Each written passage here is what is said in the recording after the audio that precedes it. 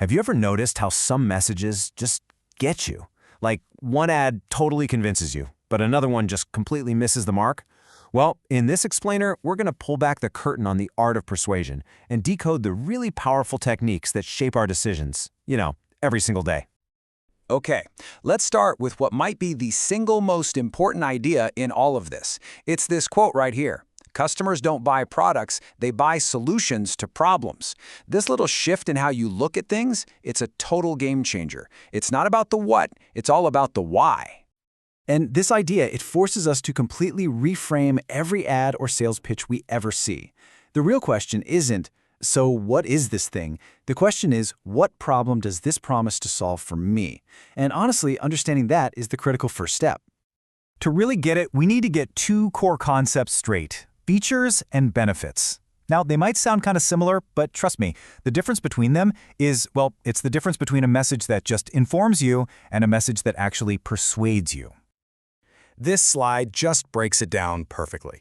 You've got features. That's the what. The cold, hard facts about a product. Think specs, materials, all the technical details. But then you have benefits, and benefits are the why. They answer the only question that really, truly matters to a customer. So what? Why should I care about this?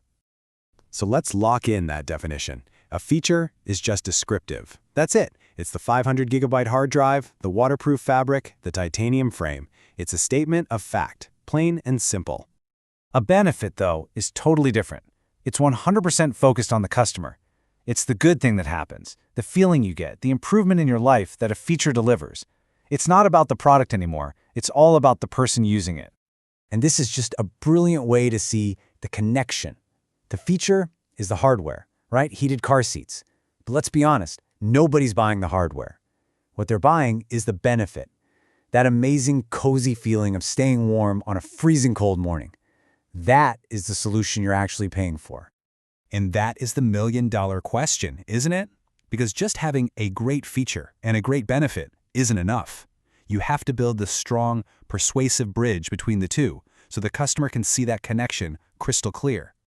So how do you build that bridge? Well, the core principles have actually been around for over 2,000 years, thanks to Aristotle. He was the one who identified these three classic persuasive appeals that are still used all the time today. This is basically our persuasive toolkit. First, there's logos. This appeals to our logical brain, with facts, with data, with reason. Then you've got pathos, which targets our heart, our emotions, and makes us feel happy or secure or inspired. And finally, there's ethos, which is all about building trust and credibility. But here's where the real magic happens. The most persuasive messages almost never use these in isolation. They skillfully weave all three of them together, creating an argument that satisfies our logical brain while also, and this is key, speaking directly to our heart. Let's actually break down how this works in a typical ad. It doesn't matter if it's for a new phone or a car, I guarantee you these three appeals are in there, working together to build a compelling case. Think about it.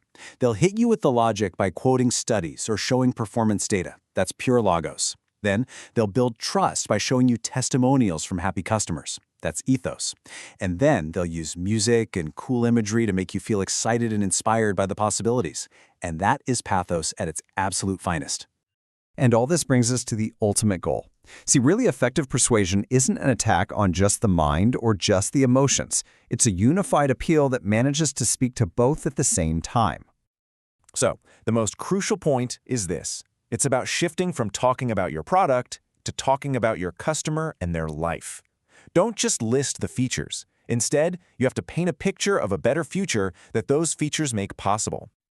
And you make that picture believable and compelling by using that powerful blend of appeals. You give them reasons to believe it with logic, you give them a reason to trust you with credibility, and, most importantly, you give them a reason to want it by connecting to their emotions. So here's a final thought to take with you.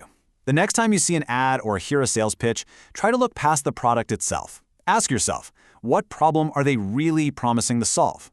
What solution are they really trying to sell me? You might just be surprised by what you find.